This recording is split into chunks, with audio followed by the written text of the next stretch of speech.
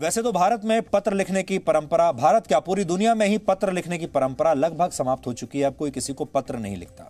लेकिन आज देश के प्रधानमंत्री नरेंद्र मोदी ने अंतर्राष्ट्रीय क्रिकेट से संन्यास ले चुके महेंद्र सिंह धोनी के नाम एक चिट्ठी लिखी है। इस चिट्ठी के जरिए उन्होंने देश के युवाओं को भी बहुत जरूरी संदेश दिए हैं, इसलिए आज आपके लिए इस चिट्ठी को पढ़ना जरूरी है। धोनी ने 15 अगस्त को अचानक क्रिकेट से संन्यास की घोषणा कर दी थी और इसके 4 दिन बाद प्रधानमंत्री नरेंद्र मोदी ने आज उन्हें एक लंबी चिट्ठी लिखी है। और प्रधानमंत्री ने यह चिट्ठी वैसे तो धोनी के लिए लिखी है, लेकिन आपके लिए भी इसमें बहुत कुछ है।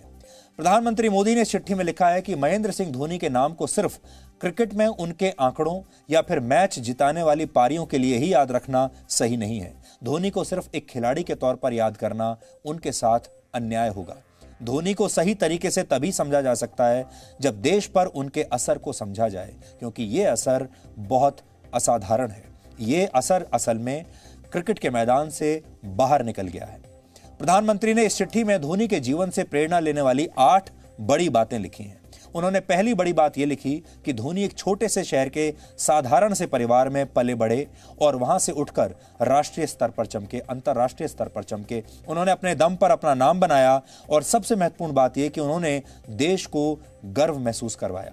थोड़ी देर पहले हम जिन सेल्फ मेड लोगों की बात कर रहे थे, धोनी उसका सबसे बड़ा उदाहरण है, जो सेल्फ मेड हैं, अपने परिश्रम के बल पर वहां तक पहुंचे हैं जहां आज वो हैं।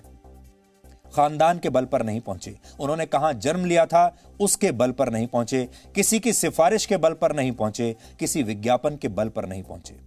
धोनी के बारे में प्रधानमंत्री ने दूसरी बड़ी बात लिखी कि धोनी की कामयाबी और व्यवहार देश के उन करोड़ों युवाओं को ताकत और प्रेरणा देता है जो धोनी की तरह ही ना तो बड़े बड़े स्कूल या कॉलेजों में पढ़े, ना ही किसी बड़े परिवार में उन्होंने जन्म लिया, लेकिन इन युवाओं में इतनी प्रतिभा है कि ये सर्वोच्च स्तर तक अपनी पहचान बना सकें। यानी अब देश के युवाओं को परिवारवाद से घबराने की जरूरत नहीं है, अपने अंदर आपको हीन भावना लाने की जरूरत नहीं है कि आप एक बड़े परिवार में पैदा नहीं हुए।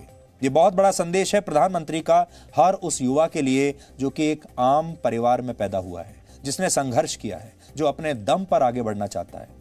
तीसरी बड़ी बात जो उन्होंने लिखी वो ये कि धोनी नए भारत के जज्बे के प्रतीक हैं।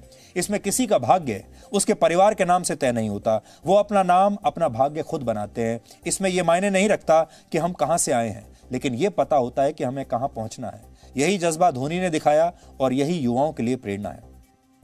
चौथी बात यह लिखी कि जिस तरह से धोनी मैच के दौरान खतरे उठाते थे, जोखिम उठाते थे, रिस्क लेते थे और दबाव के बीच भी उन युवा खिलाड़ियों पर भरोसा करते थे जिनका कोई बड़ा नाम नहीं था, उसी तरह से धोनी को देखकर बड़ी हुई आज की पीढ़ी भी जोखिम उठाने से, खतरे उठाने से, रिस्क लेने से डरती नहीं है और कठिन समय में एक दूसरे की क्षमताओं पर विश्वास करती है। धोनी के बारे में पांचवी बड़ी बात प्रधानमंत्री ने जो लिखी वो ये कि जैसे धोनी अपने खेल के दौरान कभी भी हिम्मत नहीं हारते थे और आखिर तक मैच में संघर्ष करते थे, उसी तरह से ये भारतीयों की एक ऐसी पीढ़ी है जो निर्णायक मौकों पर अपनी हिम्मत नहीं हारती। अगर ये असफल भी होते हैं तो इनका दिल नहीं टूटता और नए भारत के युवा धोनी की तरह निडर रहते हैं। धोनी का स्वभाव बहुत शांत था, वो किसी भी समय खुद पर नियंत्रण नहीं खोते थे, गुस्सा उन्हें नहीं आता था। प्रधानमंत्री ने इस बात की भी बहुत तारीफ की। उन्होंने लिखा कि धोनी का हेयर स्टाइल कुछ भी रहा हो, इससे फर्क नहीं पड़ता, धोनी का दिमाग हमेशा शांत रहता था। हार हो या जीत हो, दोनों में उनका शांत रवैया दिखाई दिया। यह भी आज के युवाओं के लिए एक बहुत बड़ी सीख है।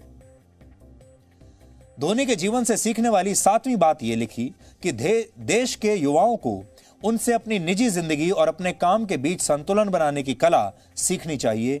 एक टूर्नामेंट में जीत के बाद जब दूसरे सभी लोग जश्न मना रहे थे तो धोनी अपनी बेटी के साथ खेल रहे थे, यानी परिवार के साथ समय बिता रहे थे।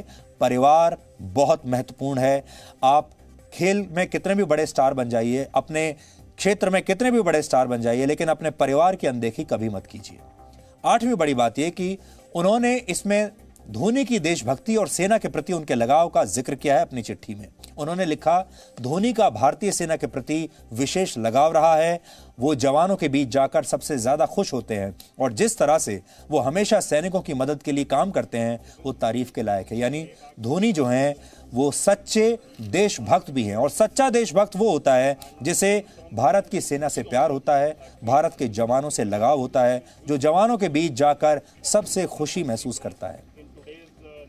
यह सच है कि महेंद्र सिंह धोनी का जो व्यक्तित्व है उसे खिलाड़ी के तौर पर सिर्फ आंकड़ों के दायरे में बांधा नहीं जा सकता। इसलिए प्रधानमंत्री ने धोनी के करियर के आंकड़ों की कोई बात ही नहीं की। आपने देखा होगा जब किसी बड़े खिलाड़ी का विश्लेषण किया जाता है, आमतौर पर दुनिया भर के जो मीडिया के लोग होते हैं, पत्रकार होते हैं, वो सिर्फ आंकड़ेबाजी करते हैं, बताते हैं इस खिलाड़ी ने इतने मैच खेले, इतने जीते, इतने हारे, इतने रन बनाए, इतने विकेट बनाए, इतने कैच लिए, और उस खिलाड़ी का पूरा योगदान उन आंकड़ों के दायरे के बीच ही घूमता रहता है। लेकिन धोनी के व्यक्तित्व की आज प्रधानमंत्री ने जो बात की, खिलाड़ी के अलावा एक इंसान के तौर पर, और इसी के लिए उनकी आज खुलकर तारीफ भी की। खुद प्रधानमंत्री मोदी भी छोटी सी जगह से, छोटे से परिवार से उठकर लंबे संघर्ष के बाद देश के प्रधानमंत्री बने हैं। इसलिए किसी के संघर्ष को उनसे बेहतर कौन समझ सकता है। आज महेंद्र सिंह धोनी ने भी प्रधानमंत्री को उनके भावुक और प्रेरणादायी शब्दों के लिए धन्यवाद किया, और धोनी ने यह कहा कि कोई कलाकार हो, सैनिक हो या फिर खिलाड़ी हो, इन्हें प्रशंसा की भूख होती है, क्योंकि ये चाहते हैं कि उनकी कड़ी मेहनत और उनके बलिदान को सभी पहचानें और उसकी तारीफ करें। खास बात यह है, सबके अंदर प्रशंसा पाने की एक भूख होती है। सब लोग चाहते हैं कि अगर वो कुछ अच्छा काम करते हैं तो लोग दिल खोलकर उनकी तारीफ करें, और आज के ज़माने में इससे ठीक उल्टा हो रहा है। तारीफ के मामले में लोग कंजूस होते जा रहे हैं। कोई किसी की दिल से तारीफ नहीं करना चाहता। किसी की तारीफ करना या किसी को उसके परिश्रम के लिए धन्यवाद देना भी अपने आप में एक बहुत बड़ी कला है, और इसे आप अंग्रेजी में आर्ट ऑफ अप्रिसिएशन भी कह सकते हैं। जब आप किसी को धन्यवाद जैसे साधारण शब्द भी कहते हैं, जब आप किसी को दिल से थैंक यू कहते हैं, तो आपके और उस व्यक्ति के बीच एक नए रिश्ते की शुरुआत होती है। वर्ष 2014 में एक स्टडी की गई थी, जिसके मुताबिक जब आप किसी अनजान या कम परिचित व्यक्ति को धन्यवाद देते हैं, उससे आपकी मित्रता होने की संभावना बढ़ जाती है। दूसरे के प्रति धन्यवाद का भाव रखने वाले व्यक्ति स्वास्थ्य के भी धनी होते हैं। वो ज्यादा स्वस्थ रहते हैं, खुश रहते हैं। वैज्ञानिक ऐसा मानते हैं कि जो लोग दूसरों को शुक्रिया कहना नहीं भूलते, वो अपने स्वास्थ्य का ज्यादा बेहतर ख्याल रखते हैं। पर्सनैलिटी एंड इंडिविजुअल डिफरेंसेस नामक जर्नल में छपी एक स्टडी के मुताबिक ध्यान देने वाले लोग, धन्यवाद देने वाले लोग ज्यादा व्यायाम करते हैं और समय समय पर अपने शरीर की जांच भी कराते हैं। इसी तरह आर्ट ऑफ अप्रिसिएशन आपके मानसिक स्वास्थ्य के लिए भी महत्वपूर्ण है। दूसरे की तारीफ करने से या उसे धन्यवाद कहने से आपकी निराशा, कुंठा और नकारात्मकता दूर होती है। यह आपको मानसिक तौर पर भी मजबूत बनाती है। एक मशहूर ग्रेटिट्यूड रिसर्चर के मुताबिक दूसरों की तारीफ करने से आपके अंदर संतुष्टि का भाव आता है, और इससे आपके अंदर डिप्रेशन भी कम होता है। अमेरिका की यूनिवर्सिटी ऑफ केंटकी ने वर्ष 2012 में एक अध्ययन किया था, जिसमें पाया गया कि दूसरों के प्रति धन्यवाद का भाव रखने वाले, दूसरों से हमदर्दी रखने वाले लोग होते हैं, और ऐसे लोगों के अंदर दूसरों से बदला लेने की भावना बहुत कम होती है। कई स्टडीज में यह पाया गया कि दूसरों की तारीफ करने वाले लोगों को ज्यादा अच्छी नींद आती है, और ये आत्मविश्वास को भी बढ़ाता है।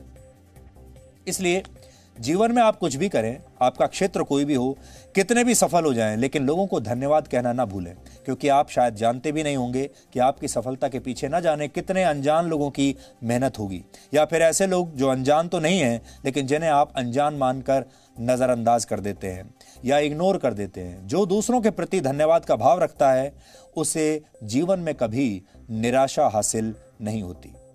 इसलिए अगर आप चाहें तो आज से अपने जीवन में ये नया बदलाव ला सकते हैं। दूसरों को धन्यवाद कहना सीखिए, और ये भी देखिए कि आपके जीवन में ऐसे कौन कौन से लोग हैं जिन्हें आपको धन्यवाद कहना चाहिए।